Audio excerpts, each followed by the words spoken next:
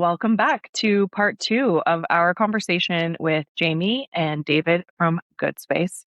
Thanks for being here, and we hope you enjoy this next episode. Do you know, do you follow Molly Graham at all? She runs something called the Glue Club. She's a great follow on LinkedIn. The Glue Club is like a community for operators, effectively. And she was fairly senior at Meta, and she's just taken on a Adam Grant's TED podcast now that she's running Work Life. This sounds like a massive promotion for Molly Graham, but she's awesome. Anyway, she wrote a blog recently about how she doesn't like the term generalist for various reasons, but really how you can categorize yourself if you are a quote unquote generalist. And I found it really interesting because David and I would call myself a generalist, but actually I don't think it's the most productive way to categorize me, and it hasn't been the most productive way for me to figure out how to work with David and interact with him. What has been more productive, we came across this book, Rocket Fuel, by, what's the author's name again, David? It's Tino Wickman. And effectively, they talk about that most, I think it's 5 to 15 million pound businesses, very often you will find that they have a visionary and an integrator. The visionary is the typical kind of like Steve Jobs would be a typical visionary, right? Typically, they're the optimist, and they're the one who sets the big vision, and they often are the founder, and they're often mainly looking externally. And then the integrator tends to be the person who possibly a bit more pessimistic, though I would call it realistic, and they're a lot more internally focused, and they're a lot more about, great, that's a great vision and plan. How are we going to get, like, what's the messy reality we're in today? How are we going to get there type thing? And they focus more internally. So it might be a chief of staff, it might be an MD, it might be COO or whatever. And I found that so empowering as an example, because especially when you want to find identification in titles, right? And I was like, I'm not a marketing person, I'm not a brand person, I'm not an ops person. And actually what I realized is, and this is brilliant, that I work cross-functionally to support making a vision like David and Goodspace have into reality. And similarly, David, well, you can speak into how you feel as a visionary, David, but I feel I massively appreciate being able to lean upon David's sunny sense of optimism and holding that big vision and looking externally. And I think for us, it's been really helpful because initially we would have maybe looked at the different functions of the business and thought, Jamie will do, I don't know, sales and marketing, and David will do operations. Instead, we do everything in a way together, in a sense, but we play the integrator operator role. So that's kind of what, David, I think you were alluding to, right? Even within the fundraise itself. Maybe you want to speak a bit more into that. Yeah, I mean, it's so easy for me to be like, okay, this is what we need to do. Here's the big idea. This is where we need to go. And then, on some level, like that's where my brain stops. It's like, great, I've solved it. Move on to the next thing. And it's like, well, something has to happen between that and it becoming reality. And so that the partnership that Jamie and I have works well. And what I was saying is that, like, in the fundraise, it's like, well, okay, I know how much we need to raise. I know where we need to get it. I know kind of the pitch. I don't have to write it down. I can just go into that meeting and sell it. But in order to do that well, I need to have weekly goals, and, I need to do the first things to get to that meeting. And so that's the piece that Jamie's like, all right, so, let's move backward from 90 days from now and figure out where we need to do this week. And I'm like, great, that's the kind of direction I need to be able to put the things that I am good at into practice. And so it's really symbiotic and helpful when we can do that. I think that, fundraise, operations, et cetera, like they're all like, if I can bring the ideas and the direction and the year, 2 years, 3 years, 5 years down the road thought, and Jamie can be like, okay, what do we need to do today? It just works really well cross-functionally across all of those things. And so we've learned to operate that way, and it took us a little while to kind of get there, but now I think we generally fire on all cylinders in that kind of capacity. I love that you said that, Jamie and David, because it's actually something that Anique and I have seen in our own partnership as well. We absolutely share that same dynamic. Both of us operate at that kind of across the level, across all functions, but have different roles. And as we meet more and more founding teams, we continue to see that for the companies that are really on that trajectory, that are moving and kind of scaling quickly, they have both of those roles inherent in their partnership or in their leadership team. So I know it kind of felt a little bit messy for you to get to that point, but it's really working for you now. When you think about kind of that evolution and that change and needing to really shift into that, where do you each need to lean in for it to work, right? Where are you having to lean in? And where do you find that maybe you have to kind of let certain responsibilities that you had before in the past, like where are you leaning out? Where are you letting some of those things go? Yeah, it's interesting. Well, the first thing is like, I'm happy to let most things go if it deals with minutia or something that feels tedious to me. So that part's easy. But we were chatting not too long ago and thinking kind of strategically, and we did an exercise where we had to like say what we appreciate about each other, and then I can't remember the exact point, but it was like say something that you wish the other person knew or something like that. And it was just like this helpful exercise. And Jamie mentioned that he likes it when the vision is cast so he knows where he's going. And I needed to hear that because I'm like really comfortable in that space, but was always afraid to like be too big and too big picture and like to pitch something wild and crazy, so that for fear of like that would intimidate Jamie or the rest of the team, and to have freedom to be like, actually, I think we can do this, and it's like bigger than we thought before, or here's where we need to go in like a bigger way. And so I've always kind of battled that myself, but to be given freedom to say like, actually, I think it's this, like we could actually do more, or this could be bigger, or whatever that kind of vision piece is. And to know that actually he wanted that, not was afraid of it, was super helpful. I don't know that I've gone all the way to that, but that I think was an interesting thing that I need to lead in to, actually just casting a vision and just kind of living in that space a little bit. And he'll reel me back when I go too far, or it's like, okay, we can't do all that tomorrow. But there's a push and pull there. But I think that was an interesting kind of learning in terms of what I can lean into more that comes naturally, and I don't have to throttle that as much out of fear of what it might scare someone. Yeah. Aspiration unlocks creativity for us planners, right? When there's kind of a bigger goal to be reached, there's more different ways to get there, and there's more experimentation that we're able to kind of play around with.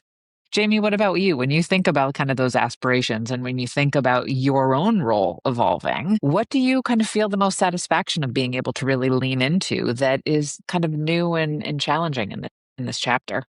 Yeah, it's interesting. Anique is a seasoned coach, and I'm a newbie, a relative newbie to the coaching world. But funny enough, Anique and I are both part of a peer-to-peer coaching group. I sort of feel slightly like I snuck in the back door, and I'm not really a peer, and everyone else is a peer, and I've just sort of, I don't quite know. But what has been so interesting about it is, I think definitely something I've been leaning more and more into recently is this idea of coaching versus traditional management.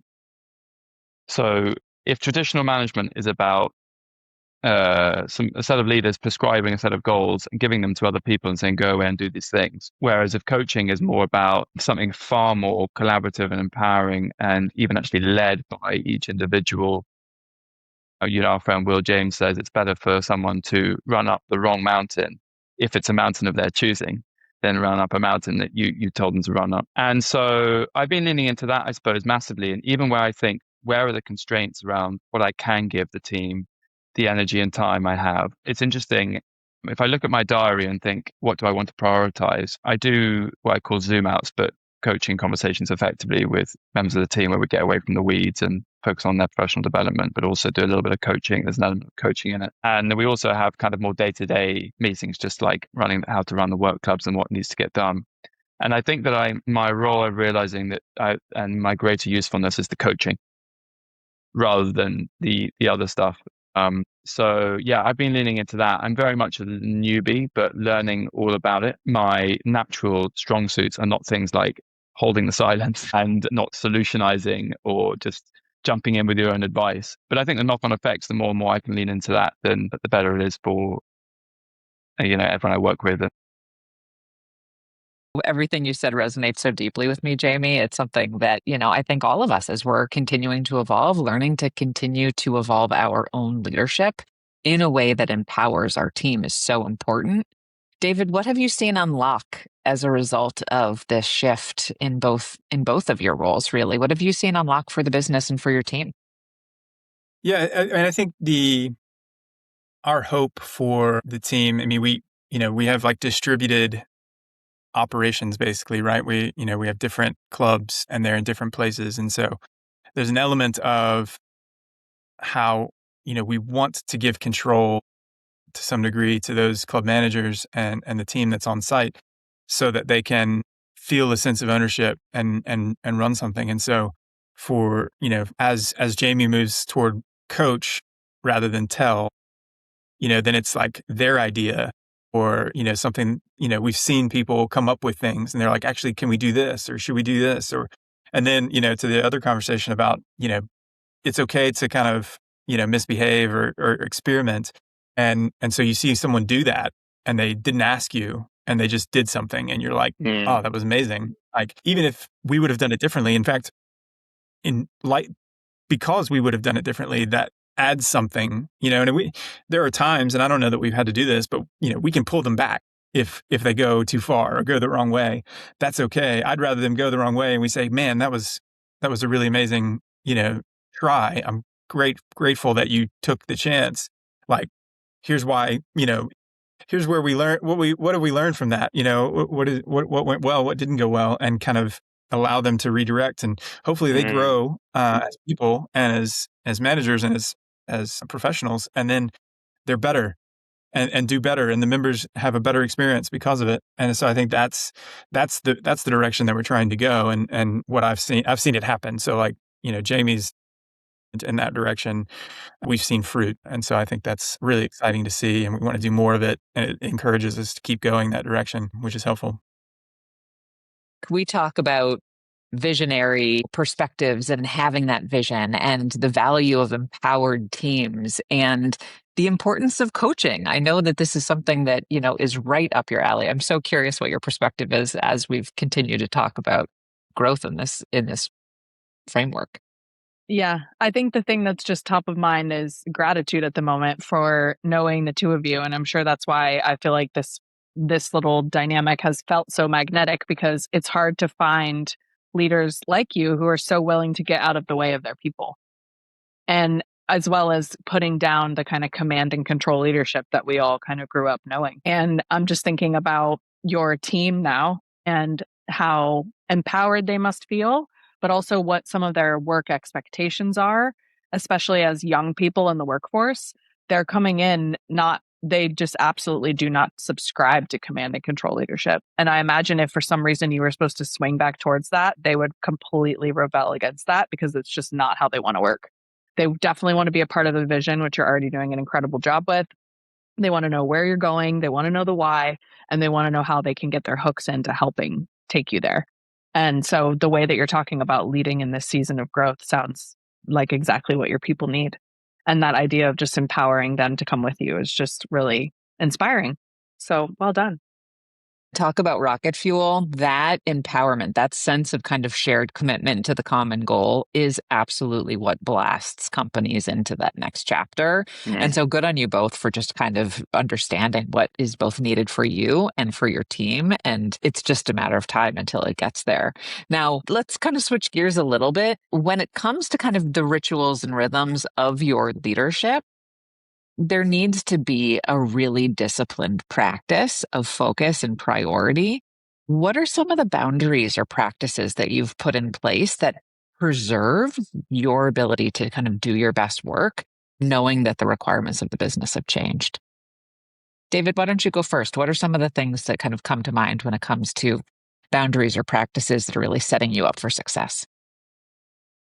Basically, to do my best work, the thing that's most helpful to the organization means I have to not do things that someone else can do, or maybe I shouldn't do. And so, little things from, we have different kind of weekly meetings, and it's like, do I need to be in that meeting this week? Maybe I can skip that one and let Jamie and the team run with that, and I can focus on something else. And I think that's, it's a little thing, and it's like, but you have to step back, and now there's stuff that happens that you don't know exactly what's happening. And so there's a little bit of like, relatively small organization. And not too long ago, I knew everything because it was going through my head on some capacity. And so that's a boundary that I think is really helpful. It helps me do the things that I need to do, but it also helps, Jamie and the rest of the team, grow up and not just depend on what would David say, how would he do this? At least maybe they're thinking that, but they need to do it on their own rather than wait for me to tell them. That's a great example. Jamie, what about you? What are some of the things that are kind of practices that you've had to introduce or boundaries that you've had to set in order to do your best work? Yeah, interesting. We were provoked to do something recently, which I was provoked to do it partly, though I'm not particularly proud of this necessarily, because I was thinking, I just don't have capacity. How can we get other people to help do some of this stuff? But also partly, and I'll explain what it is in a second, but also partly because we're thinking, and this is the more kind of positive side of it, a more collaborative approach would make the thing better. So I'll give some examples of that.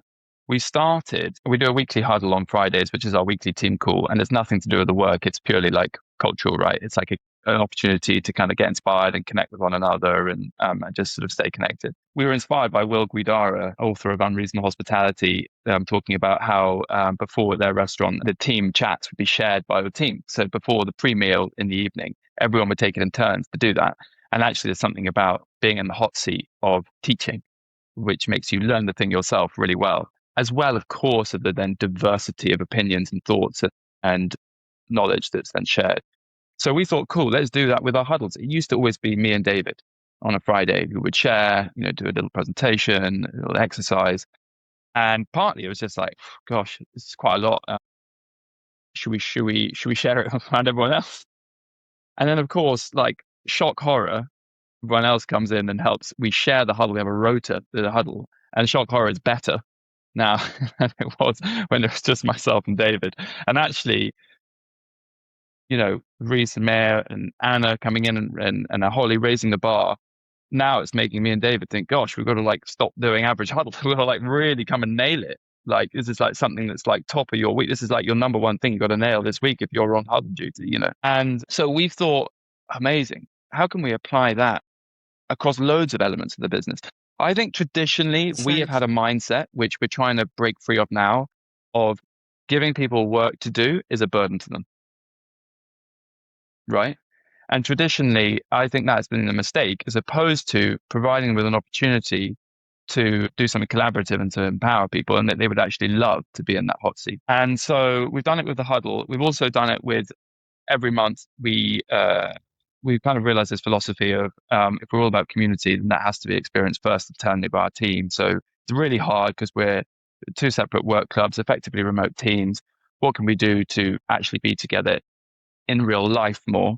So we do field trips every month where we go and experience another co-working space or even like a cafe or a library or a hotel or whatever. And that's shared by the team as well. So, and it's so amazing to, people coming to us and saying, hey, I'm really inspired by this hospitality outfit. Let's go there. And, places I would never have thought of. And so, yeah, it's been amazing kind of, we're sort of entering into a stage of we're trying to think more and more and more, how can we share those things which might have been taken by me and David more collaboratively and see the fruit of it from there. Jamie, you said words that really matter that I want to come back to, because I think it's such a definition of kind of where you've gone from going from assigning work to creating opportunities. Right. I don't know if that was a deliberate choice of words, but that's exactly what you're doing. You're creating opportunities, not just for the team to step into certain responsibilities, but you're teaching them how to lead. You're in effect creating a leadership team below you who is empowered, who's inspired, who is self-directed and motivated. It's such a huge foundation for you both to be kind of building below you. And it's so supportive of kind of what you're doing next, which is really important. I think kind of one more question that I have for you is, in order to be able to get to this next place, what's one thing that you still need to do? What's one thing that maybe you want to commit to in the next 3 to 6 months in order to be able to unlock that next chapter for both of you that you haven't quite gotten there yet? The kind of startup iteration slog of, that's hard work to figure out what you're doing and where you're doing it, and like, and not and the emotional toll that season takes on. And so where we are now, like we're not out of it in the sense that like we're still, as I started with, we're kind of working through. We see a potential future, but we're still working through it. And I was just thinking, like, as we were talking, like, I'm really proud of what we've done. Like, I need to spend more time like reflecting on the things that we've got right and less on the things that we still need to work on, because I'm inspired by ourselves at this point, like saying, shoot, like we're doing something cool. Like, let's keep doing this. Let's do this more. We've got something to give. And so I need to step out of the weeds of my own moment to be able to like reflect on that and say, then that would give me, my own inspiration to go raise the money and do the things so that we can get to that next phase. And so, try to raise my head a little bit. Celebration and gratitude. That's kind of what I'm hearing from what you were just saying, really being able to celebrate where you've been and be grateful for all of the lessons that you've learned so that you can bring through some of those things that are working and that are really going to set you up for success and what's next. Those are great. Jamie, what about you? What's left to be uncovered for you or put into place? It's a great question. I think the next 6 months will look best with a greater acceptance of limitations. So I guess what I mean by that is, trying to do all things and making the etymology of the word priority is one, right? But we write a priority list of 20 things. Completely ridiculous. Accepting limitations and that you can only do very few things, certainly do only a few things to a reasonable standard, I think is really important. And for me and for David to do that and clearly communicate that with everyone and hopefully model it well, it will be really important, because we try and do everything and we'll end up doing nothing. Yeah, constraints are so powerful. They really allow for creativity instead of limiting you more often than not. As we wrap up today, Anique, anything else to add? No, I'm just grateful for your energy and storytelling today. This has been a long time coming. We've been looking forward to this conversation for so long. So thank you for taking us through, the chapter that you're in, the shifts that are happening for you, some of your leadership rhythms. And it was really nice to hear about that kind of layer underneath that's empowering the two of you to do your best work, which is your team. And so hopefully that scale will feel a lot steadier and more human because of the people you have around you, which we love to hear stories about that. So thank you. Yeah, Thanks, you. guys. It's been a pleasure. Thanks so much. Thank you all for joining us. Thank you, Jamie. Thank you, David. If this series sparks something for you, please share it with a leader who'd enjoy this conversation. If you're curious about working with either Good Space or Gather and Grow, please feel free to drop us a note. And we hope you've enjoyed this next series of The New Terrain. Thank you for joining us.